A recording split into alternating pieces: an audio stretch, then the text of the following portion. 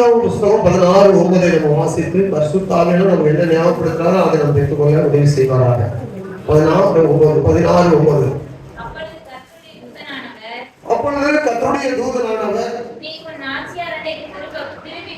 நீ உன் நாச்சியார் அண்டைக்கு திரும்ப போய்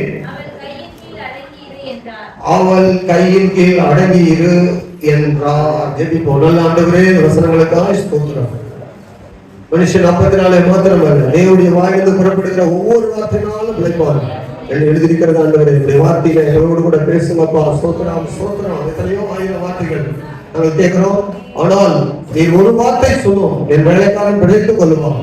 வார்த்தையில வல்லமை உண்டு, உங்களுடைய வார்த்தையில ஜீவன் உண்டு, உங்களுடைய ஒரு வார்த்தைகள் வாழ்வுக்கு போதும் என்று கேட்டவர்கள் உண்டு. அதுபோல ஒவ்வொரு வார்த்தை மூலமா எங்களை பிழைக்க வைக்கிறவர் எங்களோடு கூட இந்த பகல் வேளையில பேசும்படி ஜெபிக்கிறோம். ஆண்டவரே, எங்களுக்கு பிரயோஜனமாக இருப்பதாக வழி நடத்துங்க. இயேசுவின் நாமத்தில் ஜெபிக்கிறோம் பிதாவே. அல்லேலூயா. நீங்க நல்லா சத்தமா பேச பேச உங்க மைண்ட் வந்து நல்லா அட்டென்ஷன்ல இருக்கும். அரைக்குறையா சத்தம் போட்டீங்கன்னா வேற எங்கேயாவது கவனம் செலுத்தணும். அதனால மறுபடியும் கம்பீரமா இடி முழக்கம் போல கையை உயர்த்தி என்னை போல பிடிச்சு ஒரு அளவு சொல்லுங்க பார்ப்போம். கையை பிடிச்சாலே கம்பீரமா சத்தம் வரும். ஆமென். கர்த்தருக்கு மகிமை. இந்த 14ஆம் அதிகாரத்தில் நம்ம வாசிக்க கேட்கிறோம்.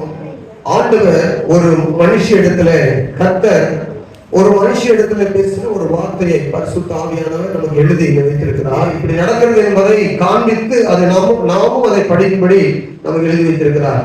அப்பொழுது கர்த்தருடைய தூதனானவர் நீ உன் நாச்சியார் அண்டைக்கு திரும்பி போய் அவள் கையின் கீழ் அடங்கி இரு என்றார்.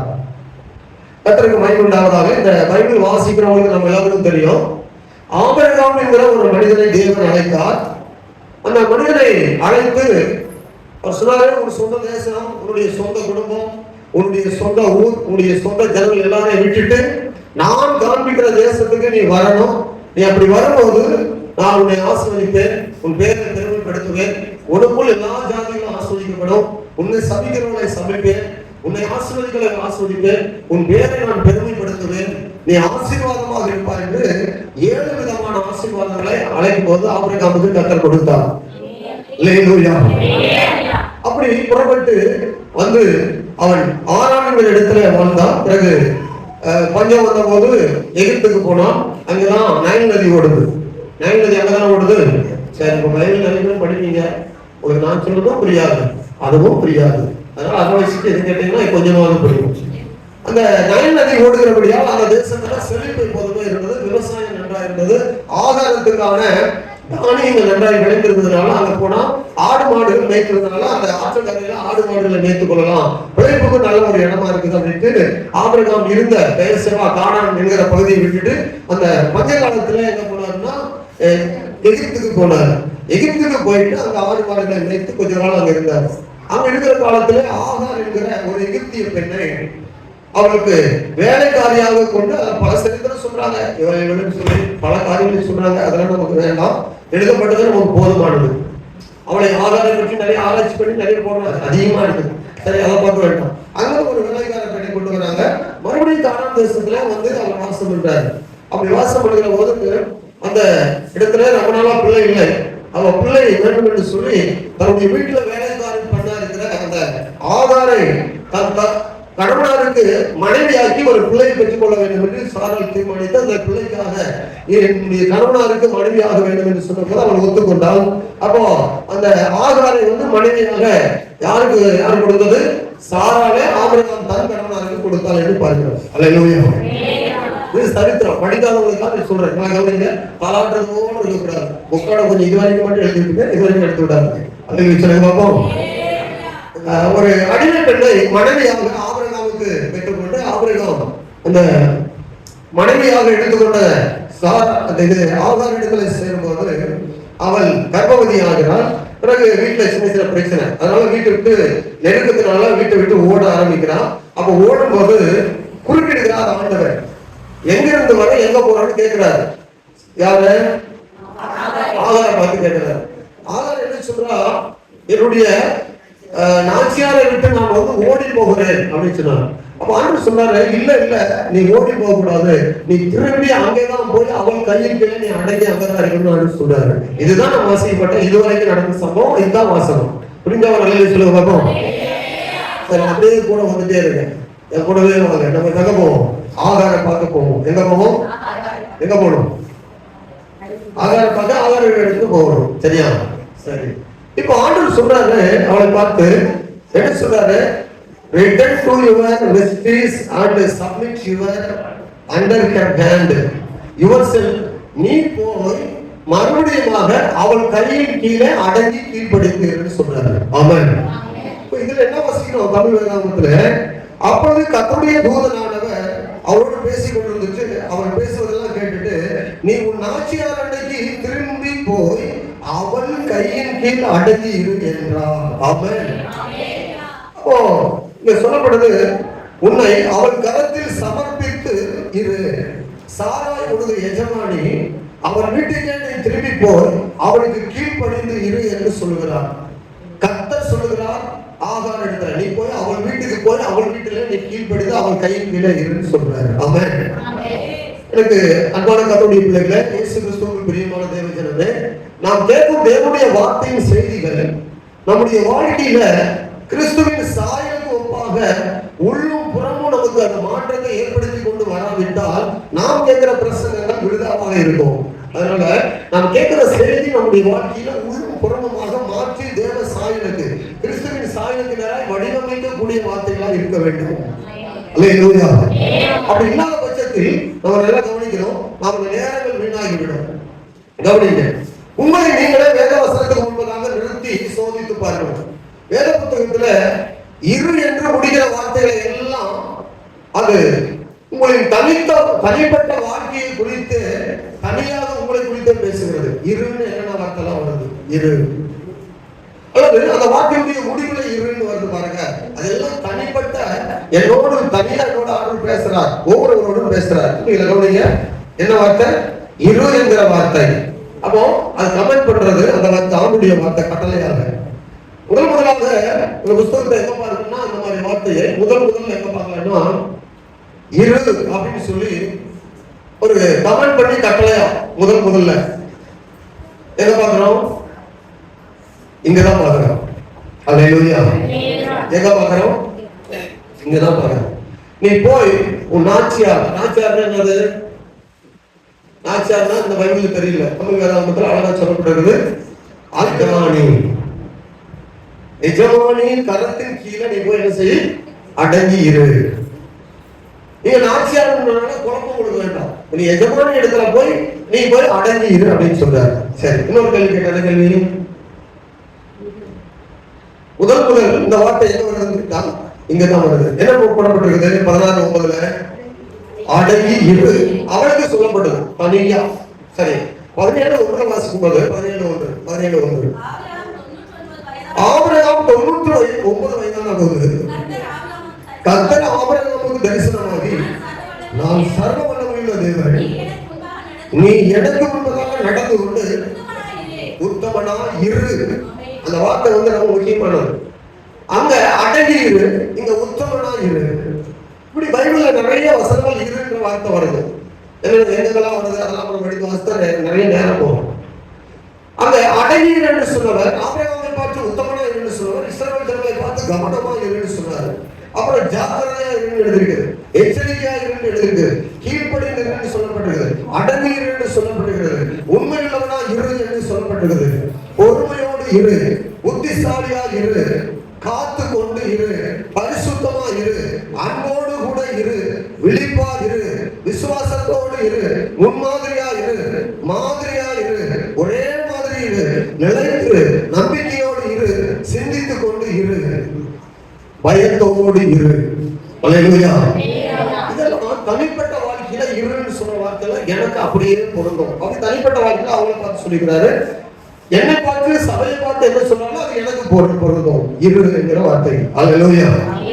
சரி, இப்போ நம்ம பார்க்கிற காரியம் என்ன சொன்னா கவனிங்க, நமக்கு தனிப்பட்ட நிலைமையில ஆங்காங்கே தேவன் கொடுத்திருக்கிற காரியங்கள்ல இப்படி இருக்க வேண்டிய நிலைகளை உணர்த்தி உறுதிப்பட இருக்கும்படி ஆண்டவர் நம்மை கட்டாயப்படுத்துகிறார். இருன்னு சொன்னா என்ன செய்கிறார் ஆண்டவராங்க? அவர் கட்டாயப்படுத்துகிறார், இருக்கும்படியாக விரும்புகிறார், இருக்கும்படியாக சொல்லுகிறார். அது இருக்கிறது தான் தன்னுடைய சித்தம் அப்படின்னு சொல்றாரு. இப்படிப்பட்ட வார்த்தைகளில் ஒன்றுதான் இங்கே ஆகாரிடம் சொல்லப்பட்டது, அடங்கி இரு என்ற வார்த்தை. அப்ப அடங்கி என்கிற வார்த்தையுடைய அர்த்தம் என்ன? கீழ்ப்படிந்து தொடர்ந்து அங்கே தன்னை அர்ப்பணித்து சமர்ப்பித்து இருக்கும்படி வழிகாட்டுகிறார். உன்னை அங்க சமர்ப்பித்துக் கொள். அல்லேலூயா. அந்த அடங்கி இருத்தல் தேவ வசனத்தின்படி, இந்த அடங்கி இருத்தல் என்பது தேவ வசனத்தின்படி எங்க அடங்கி இருக்கணும், யாரிடம் அடங்கி இருக்கணும், எப்படி அடங்கி இருக்கணும், எதற்கு அடங்கி இருக்க வேண்டும் என நம்ம அறிவோம் என்று சொன்னால் வேத புத்தகத்தில் நிறைய கேள்விக்கு பதில் உண்டு. நீங்கள் நம்ம அப்படி அடங்கி இருக்கிற போது என்ன நடக்கும் என்பதையும் வேதத்தில் அங்கே பதிலாக பார்க்க முடியும். ஆமென். நீங்கள் அடங்கி இருக்கிற போது என்ன நடக்கும்னா உயர்த்தப்படுவீர்கள், மேன்மை அடைவீர்கள், கனத்தை சுதந்திரிப்பீர்கள். இது வேதம் காட்டும் உண்மையான சத்தியம். அல்லேலூயா. எந்த ஒரு தேவ பிள்ளை அடங்கி இருக்கிறாங்களோ அவங்கள கர்த்தர் உறுதிப்படுத்துவார், அவங்கள மேன்மைப்படுத்துவார், அவங்கள ஆண்டவர் கனப்படுத்துவார். பைபிள் நீங்க எங்க வேணாலும் வாசித்து பாருங்க. அப்படி இருக்கிற மக்களை கொண்டுதான் கர்த்தர் அவங்களை உயர்த்தி அவங்களை ஆசீர்வதித்து கனப்படுத்தி இருப்பார். ஆமென். சரி, இதெல்லாம் விட்டுட்டு இன்றைக்கு சுருக்கமா ஒரு 3 காரியம் மட்டும் அடங்கி இருக்கிற வார்த்தையில எங்கெல்லாம் சொல்லப்படுது, 3 வார்த்தை மட்டும். சரிங்களா? முதலாவது இங்க நாம முதல்ல வேற மாதிரி வார்த்தை தியானிக்கலாம். 3 வார்த்தை மட்டும் அடங்கி இருக்கிற வார்த்தையில 3 பகுதியை மட்டும் தியானிக்க போகிறோம். நிறைய இடம் இருக்கிறது, அது எல்லாவற்றையும் விட்டுருவோம். நம்ம கொஞ்ச நேரத்துல 1 பேதுரு 5ஆம் அதிகாரம் 6வது வசனத்தை வாசிக்கும் போது 1 பேதுரு 5:6 வாசிக்கிறோம். ஆகையால் ஏற்ற காலத்திலே தேவன் உங்களை உயர்த்தும்படிக்கு அவருடைய பலத்த கைக்குள், ஏற்ற காலத்தில் உங்களை உயர்த்தும்படிக்கு அவருடைய பலத்த கைக்குள் அடங்கி இருங்கள். அப்போ இங்க அந்த வசனத்தில் சொல்லப்படுது, அடங்கி இருந்தா கர்த்தர் உயர்த்துவேன் அவரே சொல்றாரு. பரிசுத்தவான்கள் எழுதுகிறார், தேவனுடைய பலத்த கரத்தில் அடங்கி இருந்தா, ஐயோ எனக்கு உயர்வு இல்லை, என் வாழ்க்கையில் நல்ல வேலை இல்லை, நல்ல வருமானம் இல்லை, நான் விரும்புறபடி என் வாழ்க்கையில் நிறைய நடக்கல, ஏன் இது நடக்காம இருக்குதுன்னு தெரியல அப்படின்னு சொல்லி ஒரு கலக்கம், கேள்வி, பல ஏக்கத்தோடு, பல ஒரு என்ன சொல்றது, அடிமைதனம் இருக்கிறது போல, கஷ்டத்துல இருக்கிறது போல, தேவையோடு இருக்கிறது போல, நெருக்கத்தில் இருக்கிறது போல நம்ம இருக்கலாம். ஆனால் அந்த நிலைமையில உண்மையாக நம்ம தேவ கரத்துல அப்படியே நம்ம இருக்கும்போது ஆண்டவர் நீங்க என்ன நிலைமையில் இருக்கிறீங்களோ அந்த நிலைமையில் உங்களை ஒரு படி உயர்த்தி மேன்மைப்படுத்தி அவர்களை உயர்த்துவதை நீங்கள் நிச்சயமா பார்க்க முடியும். நிச்சயமா ஆண்டுடைய கரத்தில் இருக்கிறவங்க கண்டிப்பா பார்க்க முடியும். ஆமென். சரியான காலத்தில், ஏற்ற காலம் என்பது என்னது? சரியான காலத்துல அவர்களை உயர்த்துவார். அப்படி நீங்க அடங்கி இருக்கிறது நீங்க அடிமையா இருக்கிறது கிடையாது, தேவனுக்காக அப்படி இருக்கிறது. ஆமென். சொல்றாரு, இது யாருக்காக இருக்கிறோம்? தேவனுடைய கரத்துல தேவனுக்காக இருக்கிறோம், ஆண்டவருடைய வார்த்தைக்காக இருக்கிறோம். தேவனுடைய கரத்தில், யாருடைய கரத்துல இருக்கிறோம்? முதலாவது அடங்கி தேவனுடைய கரத்துல, அது தேவனுக்காக இருக்கிறோம், மனுஷனுக்காக இல்ல. ஆண்டவர் சொல்றாரு, தேவனுடைய கரத்தில் நீங்க அடங்கி இருந்தால் உங்களை அவர் உயர்த்துவார். ஆமென். சரி, இரண்டாவது, நான் வேகமா போறேன், உங்களை சீக்கிரமா வீட்டுக்கு அனுப்பணும்னு நினைக்கிறேன். முதலாவது தேவனுடைய கரத்தில். தேவனுடைய கரத்துல யாரெல்லாம் அடங்கி இருந்தாங்க, எங்கெல்லாம் பார்க்கிற பைபிள்ல அவங்க இருந்ததுனால அவங்க எப்படி உயர்த்தப்பட்டாங்க, ஆசீர்வதிக்கப்பட்டாங்க என்பதெல்லாம் பைபிள்ல நிறைய இருக்கு. நீங்க வாசித்து தியானிங்க, பைபிள் வாசிக்கும் போது இருக்கும். உங்களை கண்டிப்பா அவர் உயர்த்துவதற்கு அவர் கரத்துல நீங்க இருக்கணும். ஏன்னா அவருடைய கரம் எப்படிப்பட்ட கரமா இருக்குது? பலத்த கரம். சங்கீதக்காரர் சொல்றாரு, 139வது சங்கீதம் சொல்றாரு, ஆண்டவரே உங்களுக்கு மறைவான எங்க ஓடுவேன், எங்க போய் தங்க முடியும், முன்னிட்டு நான் எங்க ஓடுவேன், அடையாளத்துல போய் நான் தங்குவேன் என்று சொன்னாலும் அங்கேயும் அதை சொல்றாரு, உம்முடைய கரம். அங்க சொல்றாரு 139வது சங்கீதம் சொல்றாரு, நான் உம்முடைய ஆவிக்கு மறைவாக எங்கே போவேன், உங்க சமூகத்தை விட்டு எங்கே ஓடுவேன், நான் வானத்துக்கு ஏறினாலும் நீ அங்கே இருக்கிறீர், நான் பாதாளத்தில் படுக்கை போட்டாலும் நீ அங்கேயும் இருக்கிறீர், நான் விடிய காலத்து செட்டைகளை எடுத்து சமுத்திரத்தில் கடையாளர்களில் போய் தங்கினாலும் அங்கேயும் உமது கை என்னை நடத்த, உமது வலதுகாரம் என்னை பிடிக்கும்.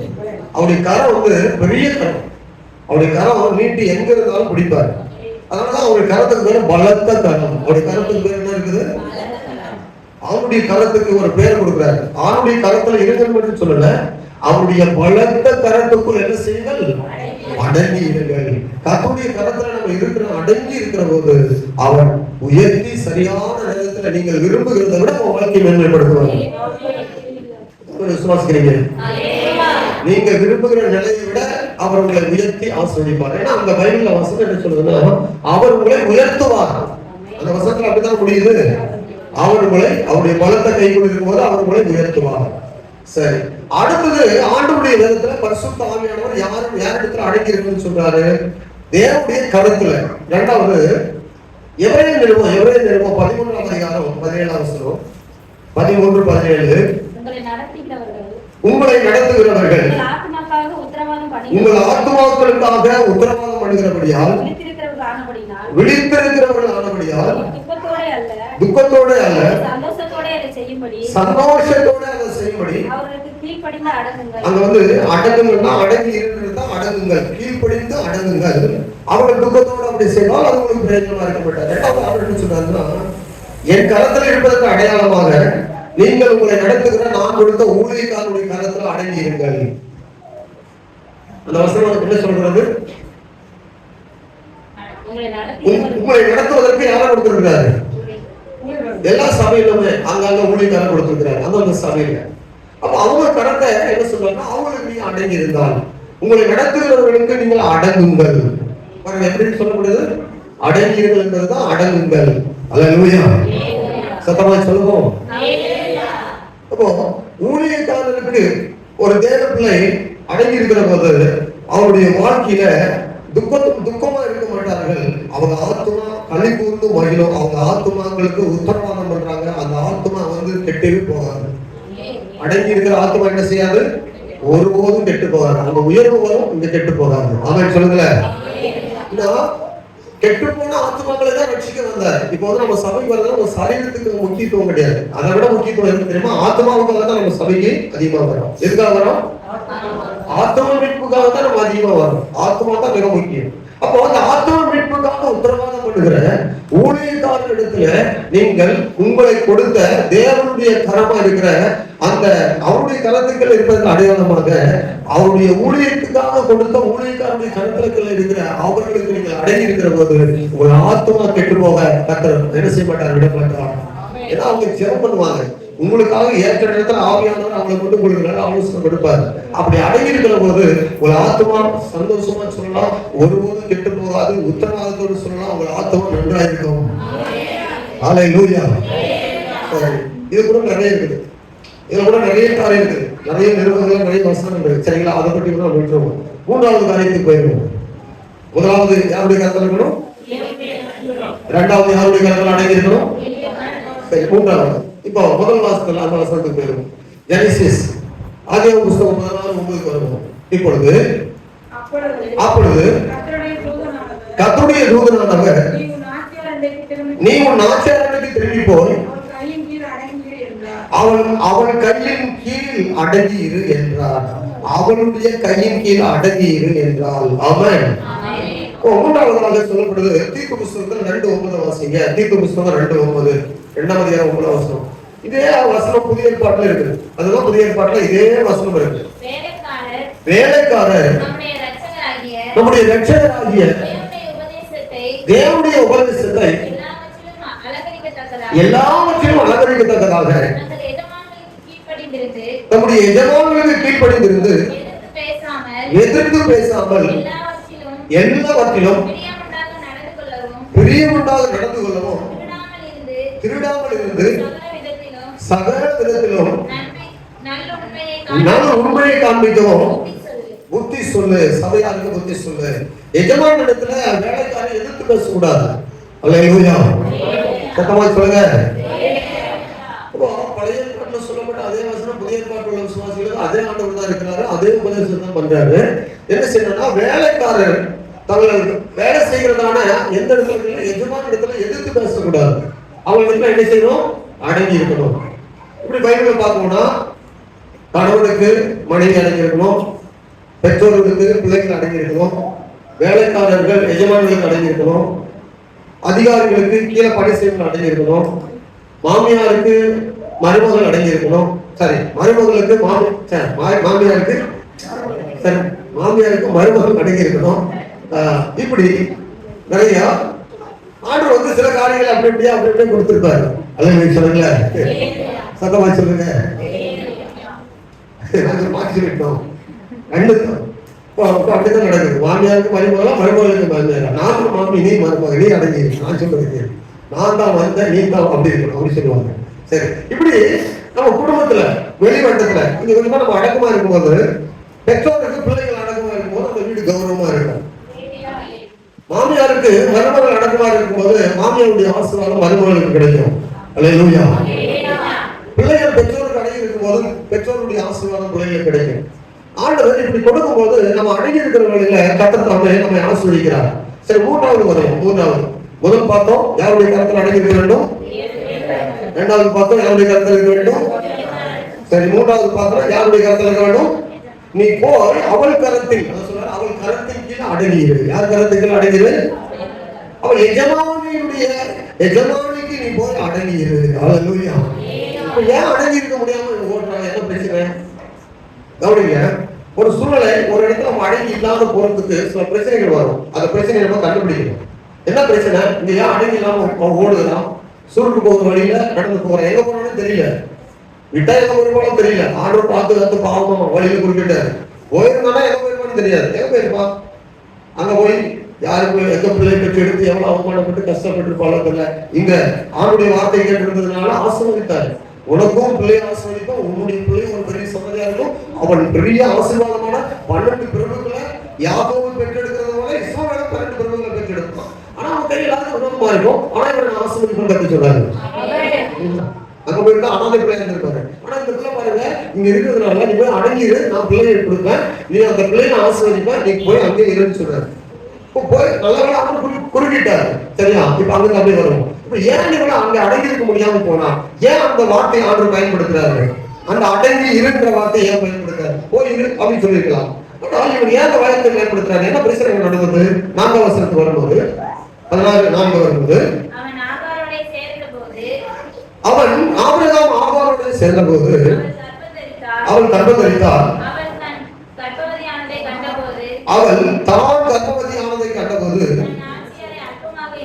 தன்னுடைய நாச்சியாரை என்னவா எப்படி இருந்தா, இங்கதான் பிரச்சனையே தொடருது.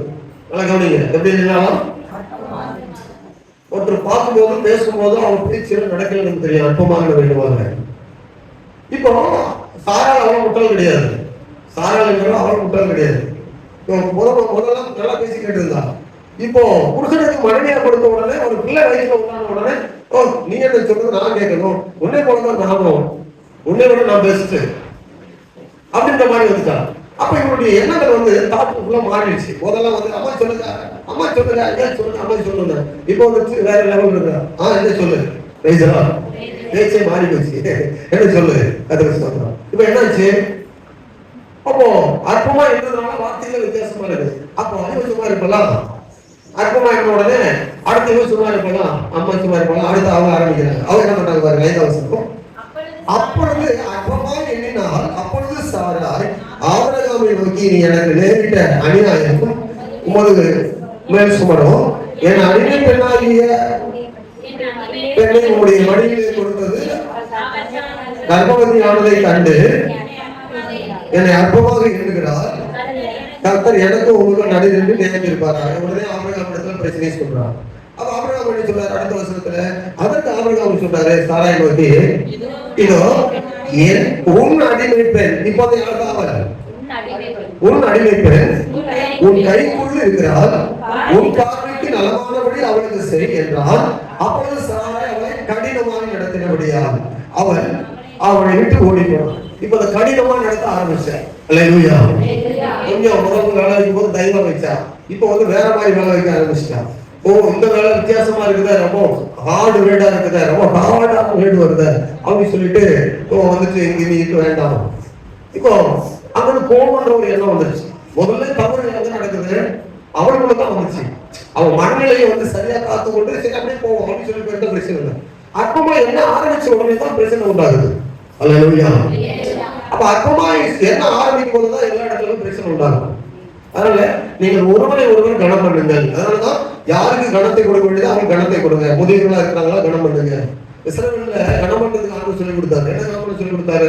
ஒரு வயது முதிர்ந்தவனா இருந்தா, நரைத்தவனா இருந்தா, அவங்க நீ உட்கார்ந்து கொண்டிருக்கும் போது உனக்கு முன்னால நரைத்த ஒரு தலைமுடிவுல ஒரு வயதான ஒருத்தர் வந்தா நீ எழுதி அவரை கனம் பண்ணு.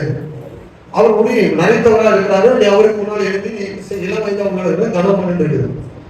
இப்படி எல்லாம் ஆண்டு வந்து அவங்களுக்கு முன்னால கனத்தை கொடுக்கணும், அவங்க கிட்ட நடக்கிற விதத்தை கொடுக்கணும்னு ஆண்டு கற்றுக் கொடுக்குறாங்க. சோத்ராம்.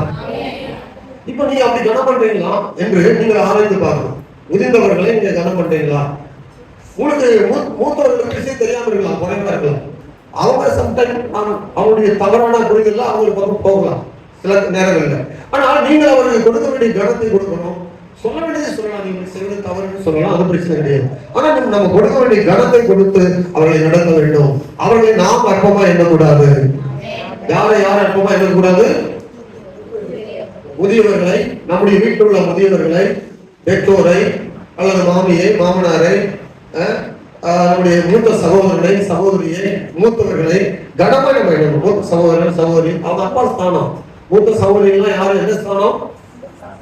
இஸ்ரவேல்ல அப்படிதான். மூத்தவனா ஒரு பிள்ளை பிறந்தா அவனுக்கு வந்து ரெட்டிப்பான பலம் கொடுக்கப்படும். என்னது? அதாவது அந்த சொத்து சுதந்திரம் கொடுக்கப்படும். அப்ப அப்பாவுடைய ஸ்தானத்துக்கு அவர் இருப்பாரு. அல்லேலூயா. அப்ப கனத்தை நம்ம மற்றவங்களுக்கு கொடுக்கணும் அப்படின்னு அவர் எதிர்பார்க்கிறார். இப்போ வந்து நம்ம என்ன செய்யணும்னா அந்த கனத்தை கொடுக்காம நாம எடுத்துக்கொண்டு அவங்க அற்பமா பார்க்கிறோம்.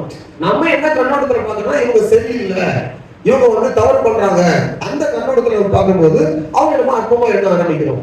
இல்ல இந்த இடத்துல வந்து கர்த்தர் வந்து ஒத்துக்க மாட்டாரு. அவர் சொல்றாரு, நீ போய் திரும்ப போ. நீ என்ன செய்?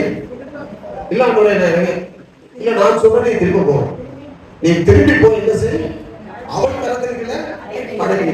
உனக்கு கஷ்டமா தான் இருக்கும், ஆனா நான் சொல்றேன் இதுதான் உங்களுக்கு. Praise the Lord. இப்போ ஆணுடைய பிள்ளைங்க கவனிக்க வேண்டும். இங்க வந்து எஜமானுக்கு மிஞ்சின அடிமை வந்து இருப்பான்னு சொன்னா அது எப்படி பாருங்க. எதனால அடக்கம் இல்ல? இவனுடைய ஒரு ஆசீர்வாதம் வந்துருச்சு, கொஞ்சம் ஒரு ஆசீர்வாதம் வந்துருச்சு, கொஞ்சம் விஷயம் தெரிஞ்சிருச்சு, கொஞ்சம் அவளை விட பெஸ்டா மாறிட்டா, உடனே அவங்க அற்பமா என்ன ஆரம்பிச்சுட்டா.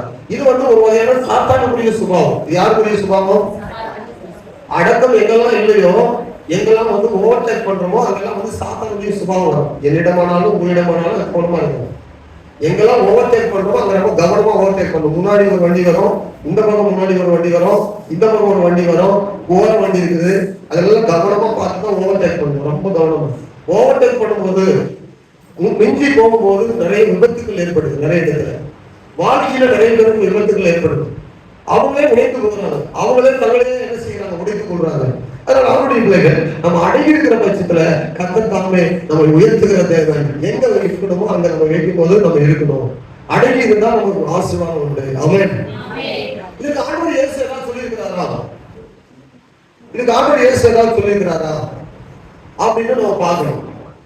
ஏன்னா அவர் தான் நம்முடைய எஜமானர், அவர் தான் நம்ம பிரதானமான கர்த்தர், அவர் தான் நம்முடைய ரட்சகர், அவர் தான் நம்முடைய ஆத்ம மீட்பர். அவர் ஏதாவது இந்த குறித்து சொல்லியிருக்கிறாரா அப்படின்னா மிஞ்சி போகிறது குறித்து, அடங்கி இருக்காமல் போகிறதுக்கு ஏதாவது சொல்லியிருக்கிறாரா பார்க்கணும்.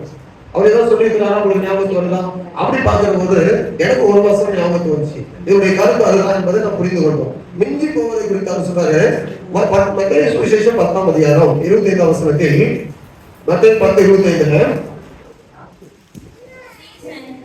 சீசன் தன் போதகனைப் போலவும் வேலைக்காரன் தன் எஜமானை போலவும் இருப்பது போதும். அந்த அளவுக்கு வந்துட்டீங்களா? ஓகே.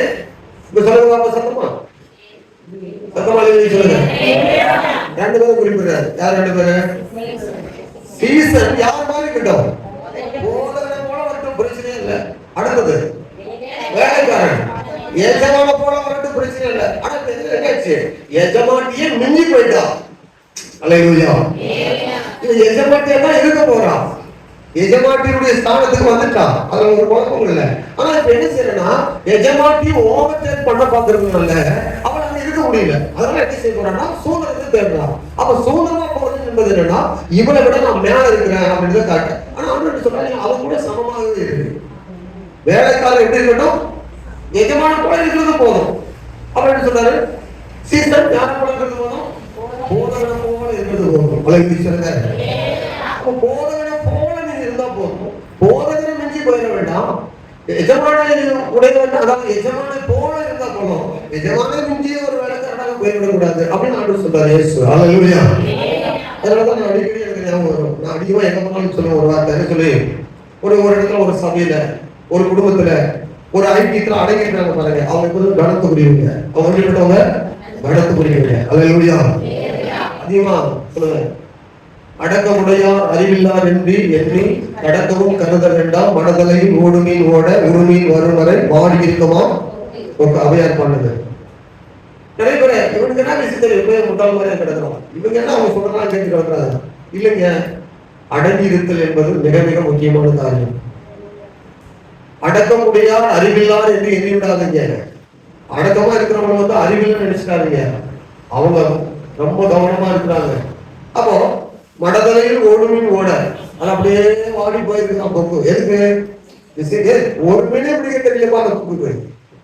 நிறைய பேர் எடுத்துருவோம், அது அப்படியே இருக்கும் பாத்தீங்கன்னா அசையாத உட்காந்துருக்கு கொக்கு. இதுக்கு மீன் பிடிக்கிறது தெரியலப்பா, ஒண்ணும் தெரியலப்பா அது சொல்லுவோம்.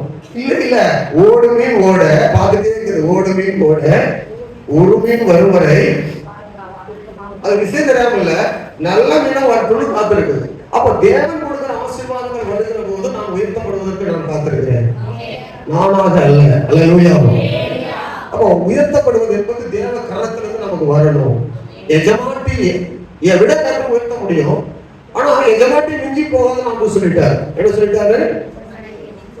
எஜமாட்டி மிஞ்சி போகாதுன்னு சொல்லிட்டாரு. அப்ப மிஞ்சின அவர்களாக இருப்பதற்கு தேவன் அனுமதிக்கிறது இல்லை. அதை சொல்லுங்க, சத்தமாய் சொல்லுங்க. அல்லேலூயா. இப்போ நிறைய இடத்துல விசுவாசிகள் பாருங்க, ஒரு சபையில பிடிக்கணும் இன்னொரு சபைக்கு போவாங்க, இன்னொரு சபையில பிடிக்கணும் இன்னொரு சபை. அதாவது ஒரு சபையை மாறி போறது பிரச்சனை கிடையாது. நான் ஒரு சபையெல்லாம் இருந்தேன், கோயம்புத்தூர்ல இருந்தேன்.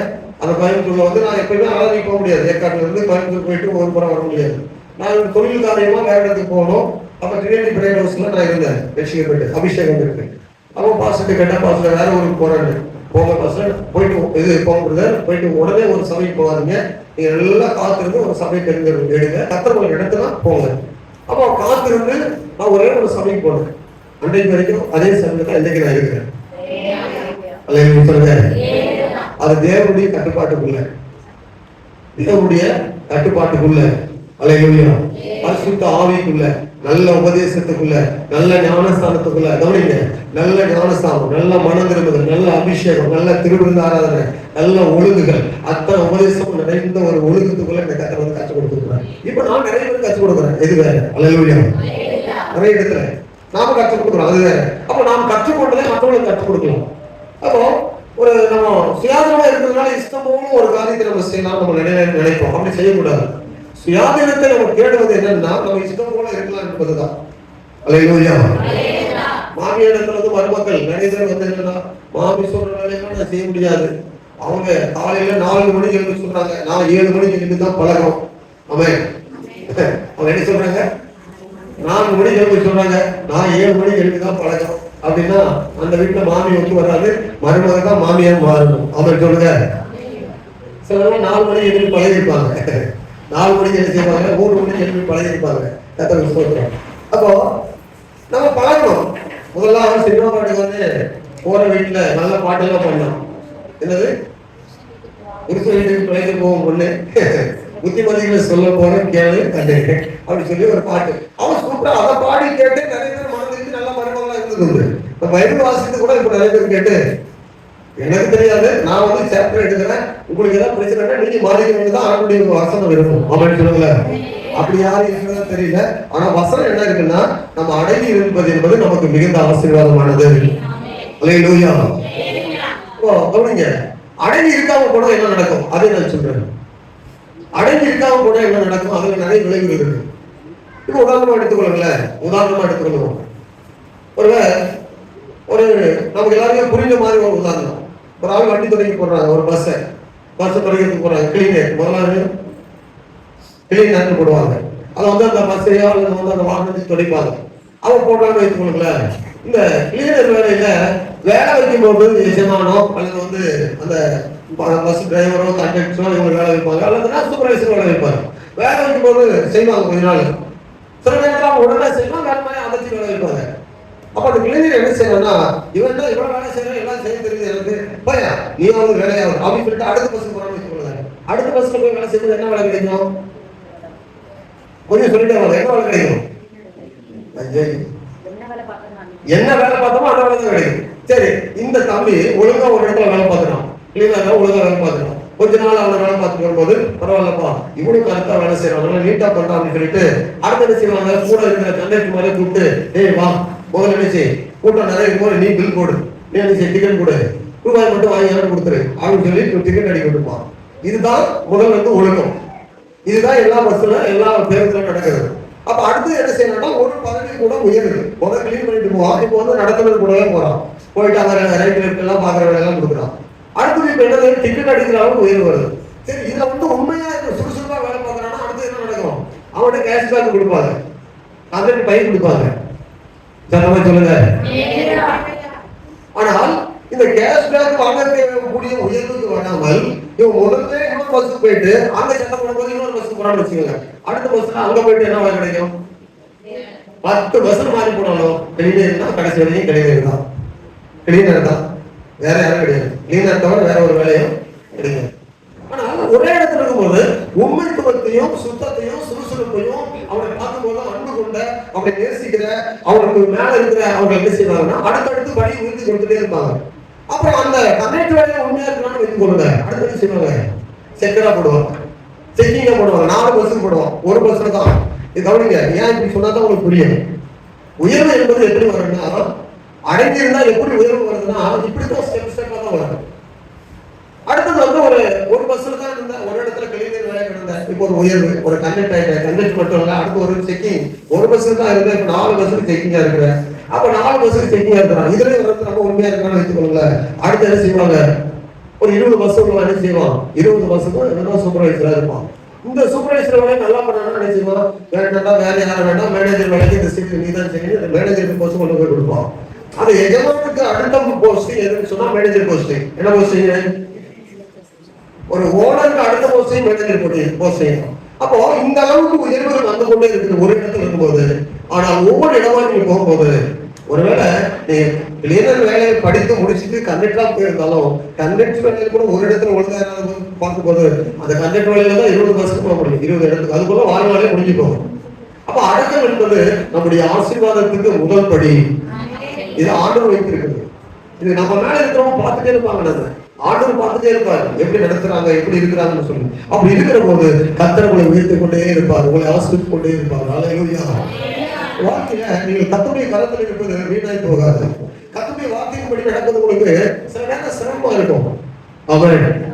ஏன்னா வேத வசனம் சொல்றது அந்த 11ஆம் அதிகாரத்துல என்ன சொல்லப்படுகிறது, 13ஆம் அதிகாரத்துல மத்தேயு சுவிசேஷத்துல ஜீவனுக்கு போகிற வாசல் இடுக்கமும் வழி நெருக்கமுமா இருக்கிறது. மத்தேயு சுவிசேஷம் 7ஆம் அதிகாரம் 13ஆம் வசனம். சரி, 7:13 மத்தேயு வாசிங்க. இடுக்கமான வாசல் வழியாய் உட்பிரவேசியுங்கள், கேட்டுக்கு போகிற வாசல் விரிவும் வழி விசாலமா இருக்கிறது, அதன் வழியாய் பிரவேசிக்கிறவர்கள் அநேகர். ஜீவனுக்கு போகிற வாசல் இடுக்கமும் வழி நெருக்கமா இருக்கிறது, அதை கண்டுபிடிக்கிறவர்கள் சிலர். அங்க அநேகருக்கு சிலர். ஜீவனுக்கு போகிற இடத்துல கொஞ்சம் கண்டிப்பா அப்படி இப்படியெல்லாம் இருக்கும். அப்போ ஜீவனுக்கு போகிற வாசல் இடுக்கமா இருக்குது, நெருக்கமா இருக்குதுன்னு சொல்லிட்டு நம்ம விட்டு போகணும்னு சொன்னா, விசாலமான வழியை தேடணும்னு சொன்னா, அதை கேட்டுக்கு போகிற வாசலாய் மாறி போகும். ஆமென். அல்லேலூயா. அவர்கள் ஆண்டுடைய பிள்ளைகள் கவனமாக இந்த காரியங்கள் இருக்க வேண்டும். ஆண்டுடைய பிள்ளைகள் உண்மையாக நம்ம இருக்க வேண்டும். அந்த தேவனுடைய கரத்தில் நம்ம இருந்து ஆண்டவருக்கு கீழ்ப்படிந்து இருக்கிறேன்னா அடங்கி இருக்கிறேன்னா பார்க்க வேண்டும். அல்லேலூயா. ஆண்டவருக்கு கீழ்ப்படிந்து அடங்கி இருப்பது என்பது மிக மிக முக்கியமானது. ஸ்தோத்திரம். ஒரு சபைக்குள்ள இப்போ அது அப்படியே ஆவிக்குரிய காரியத்துல ஒப்பிட்டீங்கன்னா எப்படி வரும்னா, சாராள் என்பவள் பைபிள்ல நீ எடுத்த உடனே சாராள் இவள் வந்து உயர்வான தாய் கிடையாது, ஜாதிகளுக்கு தான் தாய். அப்படின்னா இவதான் சபை. பெண்களை எடுத்துக்கூடாத ஸ்திரீகள். சாராள் வந்து எதற்கு அடையாளம்னா சபைக்கு அடையாளமானது. அப்போ ஒரு சபைக்குள்ள நம்ம அடங்கி இருக்கிற போது, அந்த சபைக்கு உள்ள நம்ம இருக்கிற போது, அந்த சபைக்குரிய தகுதியை பிள்ளைகள் நம்ம இருக்கும் போது அத்தனை நேர்மையும் ஆசீர்வாதத்தை நம்ம பெறுவோம். இது ஆவிக்குரிய அர்த்தம். இது என்ன அர்த்தம்? ஒரு சபையில நம்ம இருக்கிற போது அந்த சபைக்கு நம்ம ஆசீர்வாதம், அந்த சபைக்கு நமக்கு ஆசீர்வாதம். அல்லேலூயா. சத்தமா சொல்லுங்க. ஆனா ஒழுக்கம் இல்லாத போது இருக்க மாட்டாங்க. ஏன் உனக்கு அந்த உயர்வை தரலன்னா கவனிங்க, இது நாம எடுத்துக்கொண்டது கிடையாது. கர்த்தரா உங்களை உயர்த்துற ஒழிய நீங்களா உயர்வை தேடி ஓடக்கூடாது. சத்தமா சொல்லுங்க. ஆறாவது பையன்ல கடைசி வார்த்தை ஒரு வார்த்தை எழுதியிருந்த புத்தகத்துல அப்ப எழுதும்போது அப்படின்னு சொன்னாரு, கர்த்தர் உங்களை ஆசீர்வதிப்பார், ஆளுகை செய்ய வைப்பார், உங்களை என்ன செய்வார், மேன்மைப்படுத்துவார். உங்களுக்கு மேன்மை என்பது எங்க வரும்னா ஆளுகையில தான் கொண்டு போய் உங்களை வைப்பார். சோத்திரம் மேன்மைனா அப்ப ஆசீர்வாதம் உண்டு. ஆசீர்வாதத்துக்கு அடுத்து உங்களுக்கு என்ன வரும்? மேன்மைனா மேன்மையில வந்து உங்களுக்கு ஆளுகை தான் வரும். அப்ப அந்த வசனம் வரும்போது என்ன கொண்டு போய் ஆளுகை விரும்புகிறாரு அப்படின்னு சொன்னாரு. ஒரு ஆளுகை வரப்போகுது. என்ன ஆளுகை வரப்போகுது? ஆளுகை என்பது தாழ்மையான சொல்றேன் ஆளுடைய பிள்ளைகள், இது வந்து நீ வேற மாதிரி ராங் திங்கிங்ல போயிடாதீங்க. உங்களுடைய மேன்மை என்பது உங்களுடைய ஆளுகை கீழே நிறைய வரும். ஆமென். யாருக்கு ஆண்டு கொடுப்பாருன்னா அவரிடத்துல அடங்கி இருக்கிறவங்களுக்கு தான் அந்த காரியத்தை கொடுப்பாரு. நான் அடக்கமே இல்லை ஒழுக்கமே இல்லை அப்படின்னு சொல்லும் போது எந்த ஆளுகை நம்ம இடத்துல வராது. ஏன் வந்து சிறைசாலையுடைய மொத்த அதிகாரத்தையும் யோசிப்பு இடத்துல ஜெயில் அதிகாரி கொடுத்தோம்? ஏன் போட்டிப்பார் அத்தனை அதிகாரத்தையும் யோசிப்பு கையில் கொடுத்தோம்? ரெண்டு இடத்துல வந்துச்சு அவர் இல்லையா? இவன் அடிமையா தானே பண்ணுவான். யோசிப்பு அடிமையா போனா என்ன வேலை செய்யணும்? இங்க வா இதை செய்ய, அங்க போ அதை செய்ய, அங்க போயிட்டு அதை பண்ண, அங்க போயிட்டு வா, இங்க கொண்டு போ, இதுதான் வேலை. அதை செய் இது செய், இதுதான். ஆனா இவனுக்கு போக்கிமான வீட்டுல போகும்போது ஆளுகையை கத்த தர்றாரு. வீடு முழுவதுக்கும் அதிகாரி ஆக்கணும். சரி, இங்கதான் தப்பு பண்ணிட்டோம், பிரச்சனை பண்ணுச்சு, கொண்டு போய் ஜெயிலுக்குள்ள போட்டாங்க. ஜெயிலுக்குள்ள போகும்போது என்ன நடந்தது? அங்க என்ன நடந்தது? அந்த சிறைசாலைக்காரன் அங்க இருக்கிற எல்லாரையும் விசாரிக்கிற வேலைக்கு போட்டாங்க. விசாரணைக்காரன். அப்போ ஆளுகை என்பது மற்றவங்க மேல விசாரணை என்பது கர்த்தர் அடங்கியவனுக்கு கொடுக்கிற ஒரு பகுதி. சத்தமா சொல்லுங்க. எனக்கு மட்டும் இல்ல, உங்களுக்கு எல்லாருக்குமே அதுதான். உண்மையாய் கர்த்தருடைய பாதத்தில் இருக்கிறவங்களுக்கு ஆண்டவர் ஒரு பட்சத்தில் உங்களை கொண்டு போய் கொண்டே இருப்பாரு. உங்களை வந்து கவனப்படுத்திக் கொண்டே இருப்பாரு. உங்களை ஒரு ஸ்தானத்தை உயர்த்தி கொண்டே இருப்பாரு. அப்படி வர வேண்டும் என்று நம்ம போக வேண்டிய அவசியம் கிடையாது. அதை நம்ம தேடவும் கூடாது. அதை தேடுறவங்க நிறைய பேர் இருப்பாங்க. நாம உண்மை உள்ளவர்களாக அடக்கமுள்ளவர்களாக இருந்தா போதும் கர்த்தர் நமக்கு தருவாங்க. ஆண்டைய பிள்ளைகள் கவனிக்க வேண்டும். நமக்கு பேரும் புகழும் நிறைய இடத்துல வரும். அதை விட மேலானவர் அவருடைய கரத்துல நம்ம இருக்கிறோமான்னு பார்க்கணும். நிறைய இடத்துல என்ன செய்யணும்? இருக்கிறோமான்னு பார்க்கணும். ஆண்டைய பிள்ளைகள் உங்களுக்கு மேன்மையும் புகழ்ச்சியும் உண்டாக நீங்கள் வாழ வேண்டும். அந்த தேவனுடைய கரத்தில் இருந்தா உங்களுக்கு ஏதோ ஒரு வகையில இருந்து அந்த புகழ்ச்சி மேன்மை வந்து கொண்டே இருக்கும். ஆனா மிஞ்சி ஓடும்போது அளவுக்கு மிஞ்சி ஓடும்போது ஆணுடைய பிள்ளைகள் நிறைய சேதாரங்கள் தான் உண்டாகும். அதை பத்தி நம்ம பார்க்க போகல. ஆனா இயேசு கிறிஸ்து தெளிவாக சொல்லிட்டாரு, இது ரெண்டு தான் உங்களுக்கு லிமிட். இது ரெண்டு தான் லிமிட். 10:25 என்ன சொல்றாரு? இது ரெண்டு தான் லிமிட். ஒன்று என்னது? சபையில சீசன் எப்படிங்களோ கண்டிப்பா நீங்க எல்லாரும் பாஸ் ஆகணும். அல்லேலூயா சொல்லுங்க. சத்தமா சொல்றீங்களா? அவரை எனக்கு கொஞ்சம் கூட என்ன இல்லை, ஐயப்பாடே கிடையாது. ஒரு தீர்க்கதரிசி சொல்றாரு, ஆண்டவரே இவங்க எல்லாரும் என்ன போல தீர்க்கதரிசி சொன்னா பரவாயில்லன்னு சொல்றாரு. யாரு? மோசே.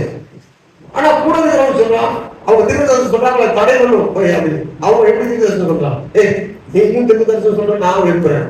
அப்போ நல்ல ஒரு தலைவருடைய இறுதி என்ன இருக்குது? எல்லாரும் மேன்மையா வரணும்னு விரும்புவாங்க. சிலர் வந்து அடிமையாகி கீழே இப்படித்தான் இருக்கணும், அப்படித்தான் இருக்கணும், அப்படித்தான் இருக்கணும்னு சொல்லி ஒரு லெவல்லே நினைச்சுவாங்க. அவளை மிஞ்சி வளர விட மாட்டாங்க. அப்படி கிடையாது. என்ற சீசன் என்னவா மாறணும்? வானத்தை பார்த்தால் போதகராக இருக்க வேண்டிய நீங்கள் இப்பொழுது என்ன குடிக்க பாக்குறீங்க? ஆமா, பாலை குடிக்க பாக்குறீங்க.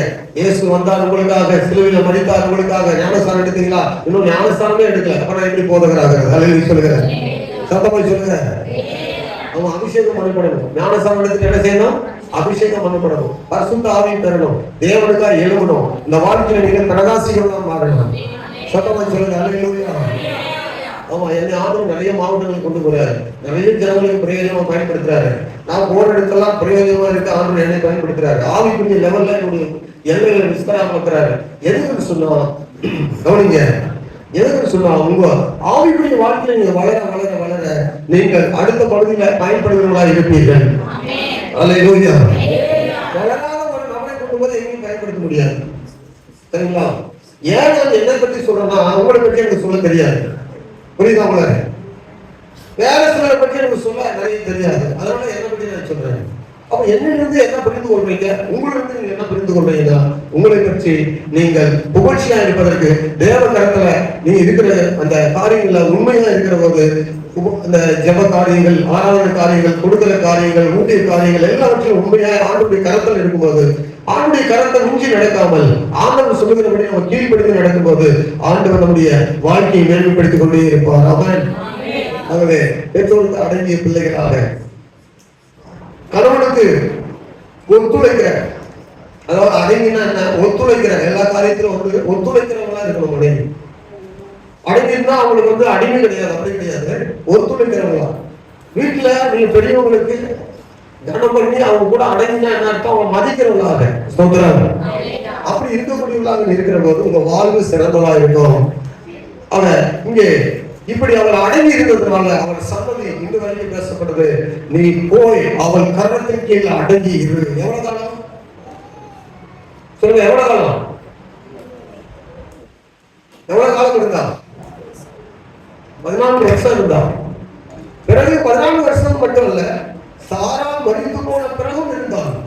சாரா மரித்து போன பிறகு இப்ப ஈசாக்கு பெரியவன் ஆகும் போது, ஈசாக்கு வளரும் போது, இனி ஈசாக்கோடு இஸ்மவேல் இருந்தா சரியாதான்னு சொல்லி வெகுமதிகளையும் அவனுக்கு தேவையான பொருட்களை என்ன செய்தார்னா அவனுக்கு வெகுமதியாக கொடுத்து, அவன் பிழைப்புக்கான பொருட்களை கொடுத்து, பணத்தை கொடுத்து, அவனுக்கு தொழிலை கொடுத்து அவனை அனுப்பி வைத்தார். ஏன்னா சண்டை வந்துட்டே இருக்க வளர வளர சொல்றாங்க. அப்போ நிறைய ஆண்டுகள் இந்த ஆபிரகாமுடைய ஆசீர்வாதத்துல ஒரு பகுதி இஸ்மவேல் பெற்றுக்கொண்டு தான் போனான். சும்மா போங்க, புரியுதுங்களா? அந்த ஆசீர்வாதங்களை பெற்றுக்கொள்கிற வரைக்கும் அடங்கி இருந்தார். பிள்ளைகளுக்கு பிரயோஜனமாகிற வரைக்கும் அந்த ஆசீர்வாதங்களை பெற்றுக்கொள்கிற வரைக்கும் இருந்தார். அல்லேலூயா. எவ்வளவு காலம், இவ்வளவு கஷ்டமா இருக்கிறார். என்ன எப்படி முகத்துல பேசணும், நான் எப்படி அவன் முகத்துல முடிப்பேன், அவர் சொல்றதெல்லாம் நான் எப்படி கீழ்படிப்பேன், அவர் சொல்றதெல்லாம் நான் எப்படி கேட்டிருப்பேன், அதெல்லாம் அவருக்கு நிறைய யோசனைகள் வந்திருக்கும். இதெல்லாம் இப்படிலாம் பேசுறது, மறுபடியும் போனா என்ன அவமானம் நினைப்பாங்கல்ல, என்ன பேசுறதெல்லாம் ஞாபகத்துக்கு வருங்க, இதெல்லாம் என்ன செய்வாங்க அப்படி சொல்லி அவங்க நினைச்சிருக்கலாம். ஆனா அது எல்லாவற்றையும் பார்க்கணும். தேவனுடைய வார்த்தை மேலாக என்றது. தேவனுடைய வார்த்தைக்கு நம்ம கீழ்படுகிற போது, தேவ வசனத்தின்படி நடக்கிற போது கர்த்தர் நம்மை வழி நடத்துவாராக. ஆமென். சத்தமாய் சொல்லுவோம் அல்லேலூயா.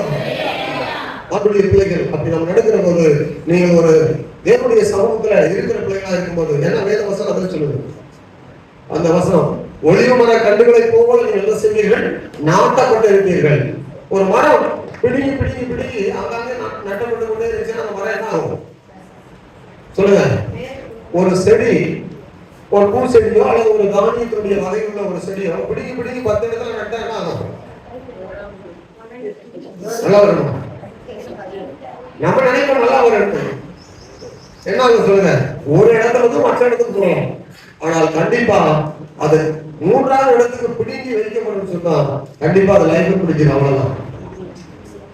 அதனால ஆண்டுடைய பிள்ளைக்கு கவனிக்கிறோம். ஒரு இடத்துல தான் சரி இருக்காது, நெல்லு கூட நினைச்சுக்கிறாங்க. ஒரு இடத்துல ஒரே கூட்டமா இருந்து அதுல சரியான பலனே கிடைக்காது. பிடிங்கி இன்னொரு இடத்துல வைக்கிறாங்க, ஓகே. அதே பிடிங்கி இன்னொரு இடத்துல கொண்டு போய் வைப்பாங்கன்னா அது பலனே இல்லாம போயிடும். அல்லேலூயா. ஆண்டவர் சில நேரத்துல சபைகளை சிதறடிக்கிறதுக்கு ஒப்பு கொடுத்தாரு, சிதறடிக்கு ஒப்பு கொடுத்தாரு. பகையும் சபைகள் பெரிதாலும் பெருக ஒழிய சபையில் மஞ்சி மறைந்து அழிந்து போவார். அப்போ கர்த்தர் சபையை சிதறடிக்க ஒப்பு கொடுத்தார். எருசலேமில் நீங்க சரித்திரத்தை பார்த்தீங்கன்னா அப்படிதான் இருக்கும்.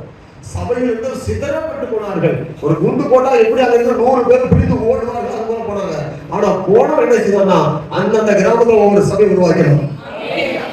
அப்போ ஒரு சபை முக்கியமா எல்லா இடத்துல சபை உருவாக்க முக்கியம். அல்லேலூயா சொல்லுங்க. இது வேற.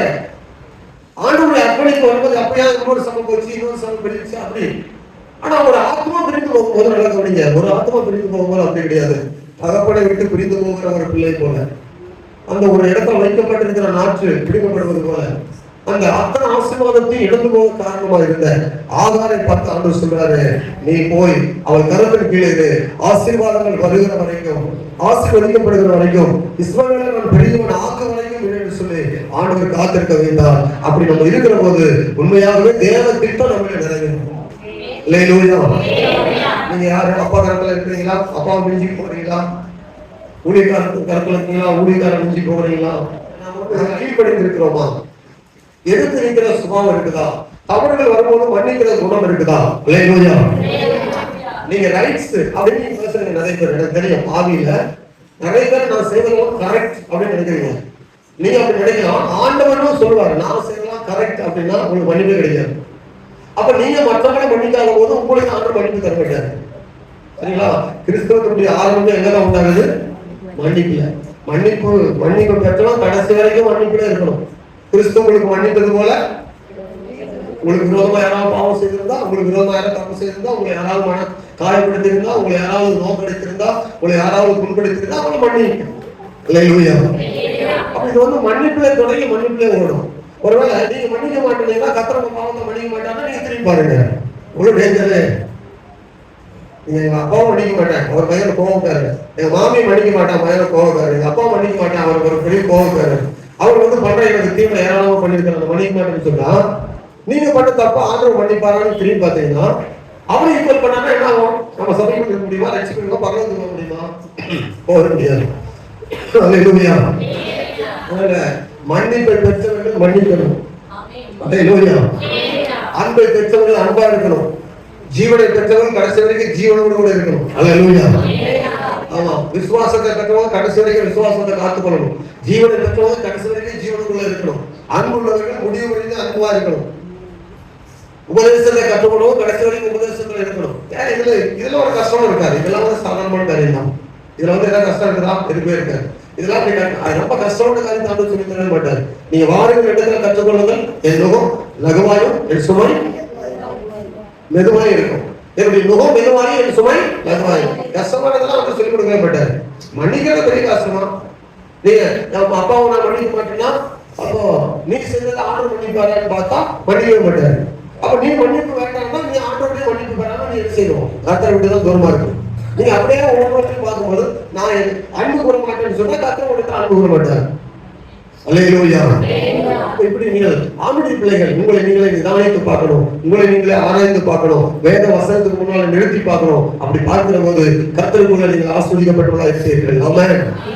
ஆகவே கர்த்தருடைய கிருபை நம்மோடு கூட இருக்கணும்னா, ஆண்டுடைய வல்லமை நம்ம வழி நடத்தணும்னா, ஆண்டுடைய வார்த்தை ஆகாரை பார்த்து சொல்றாரு, நீ அவளுடைய கரத்திற்கு கீழே இரு. யாருடைய கரத்திற்கு கீழே இரு? நாச்சியார். நாச்சியார்னா யாரு? ஒரு ஆண்டுடைய பிள்ளைகள். அப்ப நாச்சியார் என்பது ஆவிக்குரிய வாழ்க்கையில ஒரு சபைக்குள்ள இருக்கிற போது அந்த சபையில உங்களுக்கு அத்தனை ஆசீர்வாதத்தையும் கொடுத்து உங்களை மேன்மைப்படுத்தி மகிமையான வாழ்க்கையை உங்களுக்கு தருவார். அல்லேலூயா. படிக்குவோம். இயேசு கிறிஸ்துவை குறித்து சொல்லப்பட்டது, அவர் மரணமிருந்தும் மெய்ப்படுத்தவனாகி தம்மை தாமே கர்த்தருக்கு முன்னால தாழ்த்தினார். அது வரைக்கும் பிதாவாகி தேவனுக்கு முன்பதாக தாழ்மையா இருந்தார். எவ்வளவு கற்றுக்கொண்டாலும் பிதாவுக்கு சமமாக இருந்தாலும் தேவனுக்கு சமமாக இருப்பதை கொள்ளையடிக்க பொருளாக